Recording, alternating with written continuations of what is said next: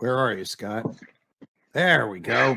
Welcome back, my dear friend. A huge number of fans have been lining up and are happy that you're here. Thanks very much for your time with us. So how is the spring, now summer offensive going for the Ukrainian military? It's an abysmal failure. I mean, they've lost upwards of 10,000 troops already, both on the line of contact and in the rear assembly areas. This offensive has no chance of succeeding. They have yet to penetrate or even make significant contact with the first line of Russian defenses, let alone the second or third line. They've bogged down in the initial obstacle barriers, the minefields.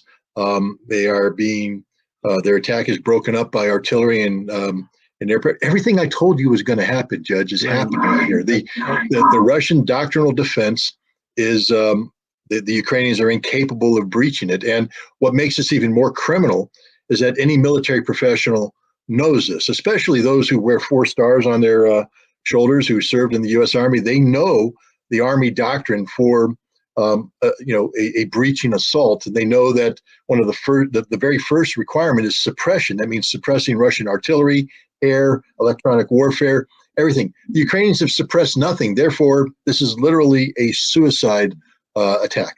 Before we get to the 2 American 4 stars and their opinions, I think you know their opinions already. Given the textbook definition of what you need in order to conduct an offensive procedure, 2-to-1, 3-to-1, given the fact that not only do the Ukrainians not have 2-to-1, 3-to-1, it's 1-to-10, 1 to them versus 10 for the Russians. Can you characterize this decision to move forward with the spring offensive as militarily based or politically based?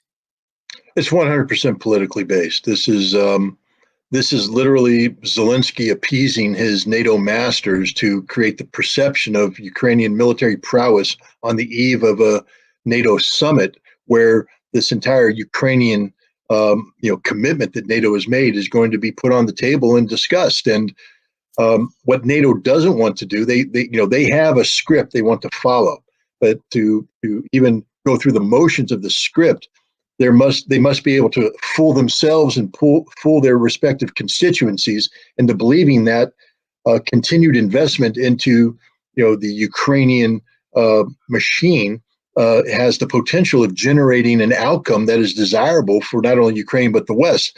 But if you show up in Vilnius on 11 July, which is when the NATO summit is convened, and all you have is dead Ukrainians, destroyed equipment, surrendered prisoners of war, and Russian forces not only successfully defending, but going over on the counterattack, capturing Ukrainian cities, capturing Ukrainian towns, it's going to be impossible to fake it. You're going to have to admit that you've lost this war. And when I say you, not just Ukraine, but NATO, the collective West. The West. Here's General Petraeus. Now, this is June 6th, so it's 2 weeks ago.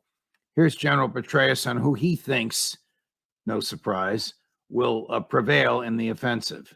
I think that the Ukrainians are very much ready for this. They'll be very distinctive because they will be employing Western tanks, Western infantry fighting vehicles, in large measure for the first time in this war, certainly in this number. I think the Russians will prove to be more brittle than the expectation is. Keep in mind, these units have been in combat for over a year, many of them. They have not been pulled offline to reconstitute by having forces replaced, equipment replaced and repaired, and then doing training before they go back. They just get individual replacements to fill the gap. They're not well trained, they're not well equipped, they're not well led. And I think that these Ukrainian forces, which are well trained, are well equipped, are going to break through. And then you might see a real dynamism to the battlefield that could give real opportunities to the Ukrainians to exploit. The master of the Iraq surge know what he's talking about. Well, now we know why we lost the war in Iraq and we lost the war in Afghanistan, because everything that David Petraeus just said was wrong. Everything. Not one thing he said was right. The Ukrainians are not well trained. They're not well led. You can't be well led when you have 25 and 28-year-old battalion commanders with less than 1 year of military experience. That's not well led. You're not well trained when you fall in on equipment for the first time in January.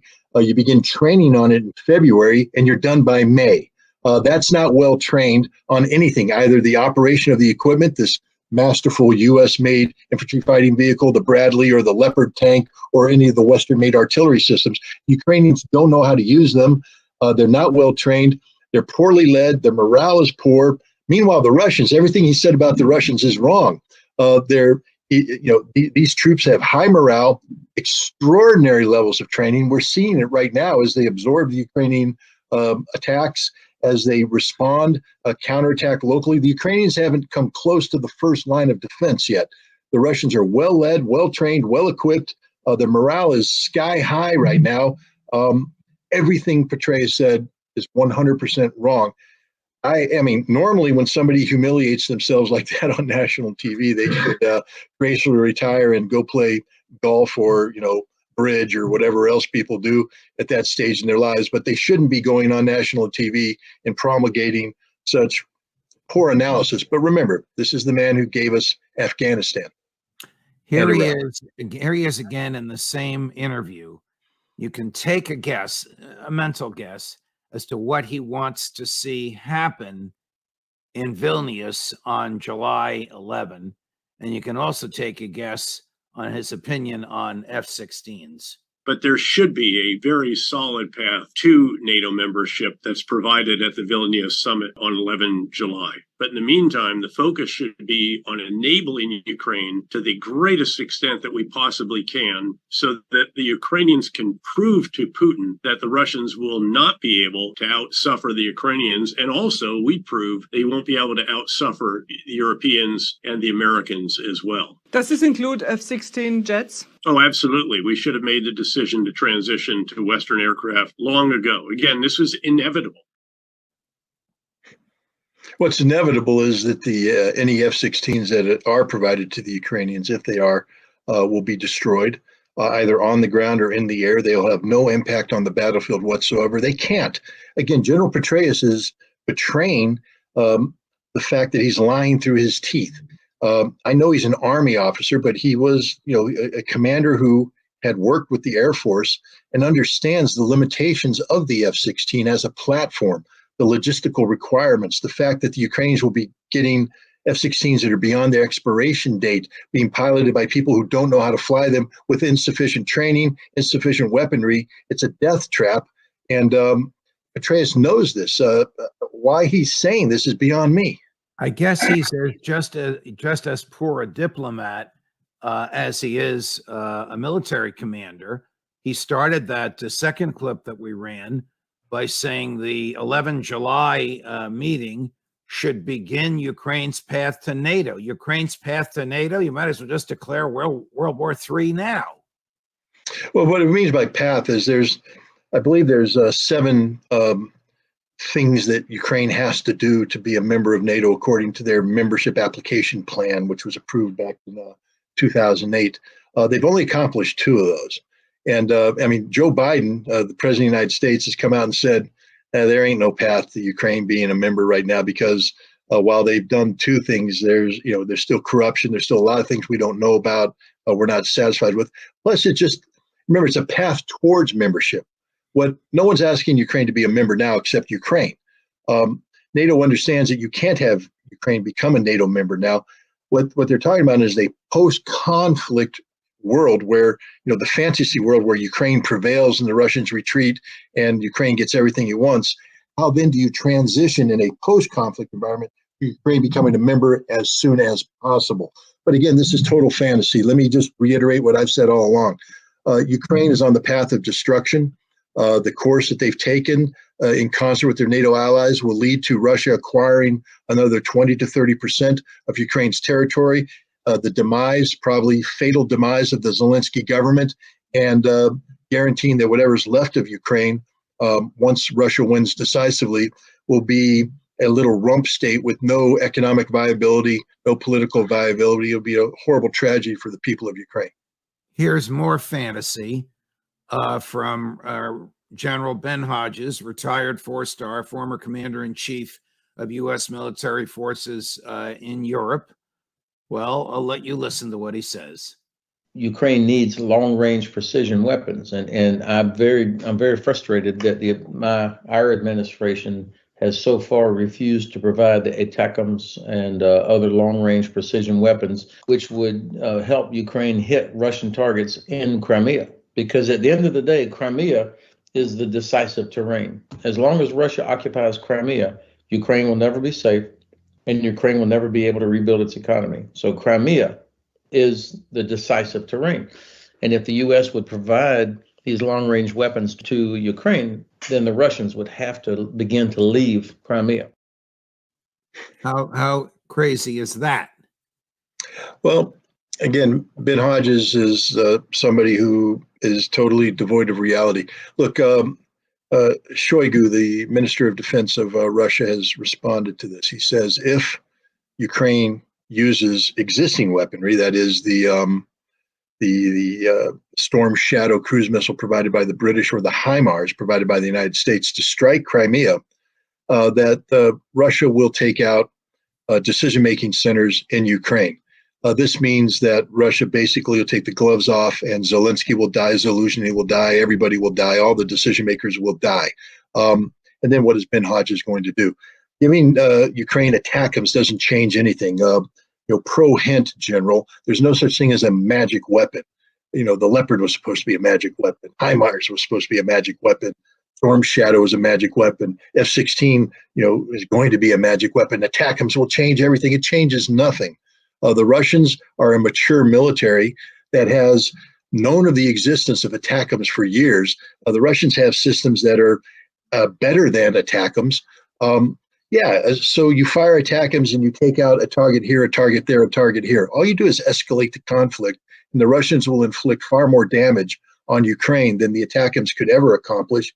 And you're just guaranteeing that the Ukrainian government you claim to want to support will die. A very violent death. General Hodges, like General Petraeus, should just shut up and go away because they're not doing anybody any good. We're going to take a break. When we come back, we will play for Scott and ask his comments about President Putin's comments and views on all of this right after the break. You want to feel safe in your vehicle, and for you, that means easy, rapid access to your firearm. But safety also means your items don't fall into the wrong hands. You don't have to choose between safety and convenience. The headrest safe keeps your firearm where you can access it, and no one else can.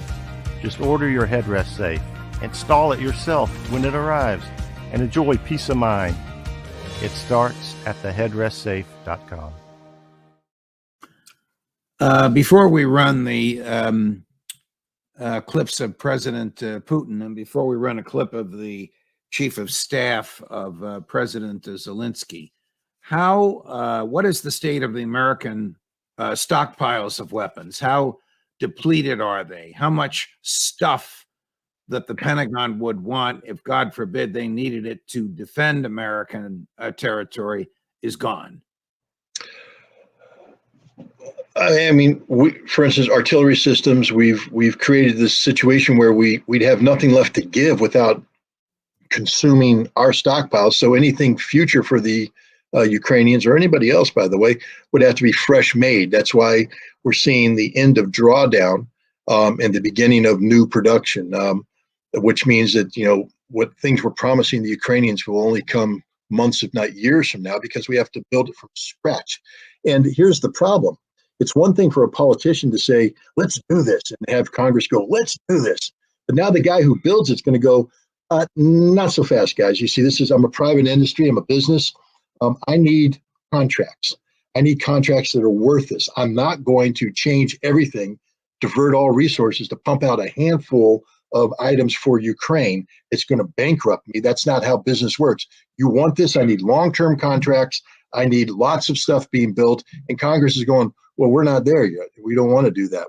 And so all this stuff being promised isn't going to be built because defense contractors are saying, it's not financially, our Lockheed Martin is not a state enterprise. All right, President really. picked up the phone and Have our stockpiles, to which Lloyd Austin would refer in an emergency, been depleted because of this? well, first of all, they were depleted before this. The United States stockpiles have been developed over the course of 20 years to support two things: low-intensity conflict in the Middle East and training. As again, General Cavoli has said when he spoke, he's the commander of Allied forces and American forces in Europe. When he spoke in Sweden in January, he said the scope and scale of the violence that's taking place in Ukraine is beyond our imagination. That means that the United States and NATO have not prepared for this. And Right. preparation includes things like stockpiling ammunition. We're out of ammo. We gave it all to the Ukrainians. We don't have any left, and we can't produce it. We're out of artillery. We're out of HIMARS rockets. We don't have enough air-to-air missiles for our aircraft. We don't have enough fuel. Remember, combat is very fuel intensive, and we don't have enough fuel stockpiled. How are we going to fly all these airplanes? How are we going to operate all these tanks? We haven't budgeted the fuel. It hasn't been acquired. We don't have the storage for it. We don't have anything. So this is just a fantasy that is out there that somehow the United States and NATO are going to be able to sustain this fight or get involved in this fight. We don't have anything. Here's the chief of staff of President Zelensky in an interview. The questions by the Wall Street Journal reporter are in English. His answers are in Ukrainian, so I will read the subtitles.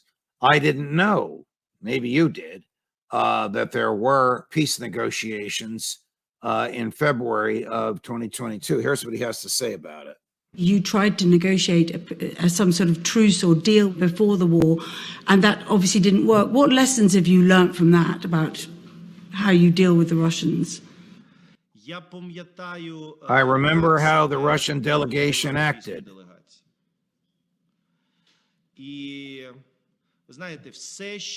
Everything that they couldn't achieve through pressure during these many hours of negotiations,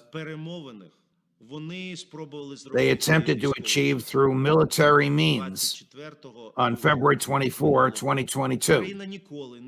Ukraine will never compromise our country's territorial integrity. As a result, there will be no negotiations with the Russians as long as their troops remain here. How unrealistic is that, Scott? The Russians are never going to leave Crimea or the Donbass. Well, remember when the negotiations he's talking about prior to the conflict, the Donbass was still part of Ukraine, and the only territory that Russia had taken control of, which it was Crimea, which everybody recognizes as Russian. They won't recognize politically, but there's not a person out there that can articulate a cognizable claim that Crimea is Ukrainian. So, Right. So he's basically threw away an opportunity to give Ukraine everything they're seeking now. Think about that. What Ukraine wants today is Russian troops out of Zaporizhia, Kherson, Donetsk, and Lugansk. There weren't any Russian troops in those territories while they were having this negotiation. Had Ukraine ceded to these negotiations, they'd get everything they're looking for today. Plus, hundreds of thousands of Ukrainian soldiers wouldn't have died. $1 trillion worth of infrastructure damage wouldn't have happened. Tens of millions of people wouldn't be displaced. Yermak is criminally implicated in his statements. He threw away an opportunity to peacefully, prevent a conflict. And today, look at the Ukrainian negotiating position. Ukraine's trying to get back to where they were prior to February 24, and it's never going to happen. They've lost 20%. They're going to lose another 30%, and it's all over. And oh, by the way, Yermak, if a storm shadow strikes Crimea, you're dead man walking. You're not going to be alive. You might as well flee the country now because you constitute what they call a decision-making center, and they will kill you.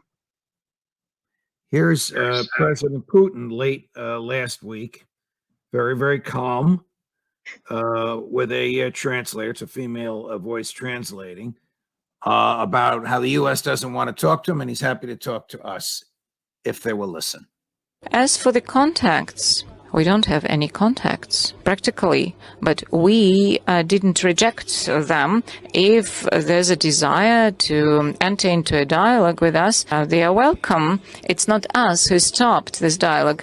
They moved this dialogue into the sphere of supplying weapons and armory. Okay, we are going to burn all that they have supplied, and then we'll see what we are going to do next.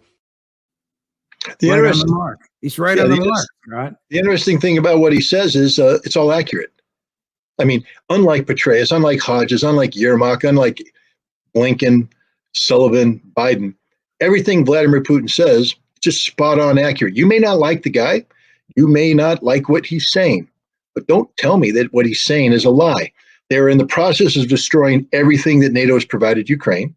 They have always been willing to enter into negotiations. They've demonstrated that from day one. And the fact is, when America loses this conflict in Ukraine, and we will lose, Russia will be ready to sit down with us and negotiate some sort of equitable termination of conflict, because Vladimir Putin's the only adult in the room right now. I mean, that's just a statement of fact. You're so good. I can't resist playing another one. This is the same interview. President Putin saying the U.S. is trying to provoke us. The Kremlin, there are terrorist attacks organized by Kiev, and of course all those drone attacks, including the Kremlin. On the one hand, the Biden administration is quite categorical in saying that they do not approve of such actions, and they never promoted the destruction of Nord Stream 1 and 2. Can you evaluate it, and how are you going to deal with it? You know, everything you mentioned, these are their attempts to provoke us to some powerful counteractions. The attempt to hit and cause some damage to the Kremlin and all those assaults on the Belgorod region and villages near the border. All these are attempts to provoke us. So if we destroyed 5 Patriot complexes near Kiev, so what do you think? Can we destroy any building in Kiev? There are no limitations for us, but we don't do it due to a number of considerations. What do you think? He's the calmest guy in the room. And he has every reason to be calm because he's in control. I mean, you know, it would have been, his calmness would have been more impressive had we seen it, and we did see it a year ago. Because a year ago, there were a lot of factors that were unknown, like how strong, how resilient the Russian economy would be, what the political consequences of mobilization would be. They still didn't know what the ramifications of NATO's tens of billions of dollars of aid to Ukraine would be. So Putin was not in the same position that he was, and he was hesitant to go forward and have this kind of interaction. Today, a year later, you're seeing the most relaxed man in the world. That is a man comfortable with every aspect of his existence. He has a sense of humor. His facts are there because he knows what this outcome will be. He is in charge. He is in the driver's seat. There's nothing the West can do short of a nuclear war, which would be the end of everybody. And he's already indicated that if that's the route they want to go, so be it. Everybody will be dead, but the Russians will go to heaven as martyrs. How do you deal with that mindset? But he is comfortable with the strength of Russia, with the posture of Russia. Nothing's going to ruffle this guy. Compare and contrast that with everybody else on the Western side. Look at the frustration of Hodges. I mean, that was a man fidgeting in the seat. Look at Petraeus. He's scared deer in headlights as he's lying to everybody. Look at Sullivan. Look at Blinken. Look at Biden. They are running scared. Biden can't get in front of his donors without panicking. The threat of a Russian nuclear attack is real, he said. Well, did you look at Putin? Does he look like a man frothing at the mouth, waiting to attack? What he said is, we're here. We're ready to negotiate after we destroy everything. We took out 5 Patriot systems in Kiev, he said. And he did. And he said, so we can take out anything we want to, but we choose not to. That's a man in total control. Scott Ritter, thank you so much for joining us. Much appreciated. We'll talk to you again soon. Thank you very much. Well, if you like what you just saw, and I suspect you did, like, subscribe, and share with a friend. More as we get it. Judge Napolitano for Judging Freedom. You want to feel safe in your vehicle. With access to your firearm that's both secure and convenient, the Headrest Safe keeps your firearm where you can access it and no one else can. It starts at theheadrestsafe.com.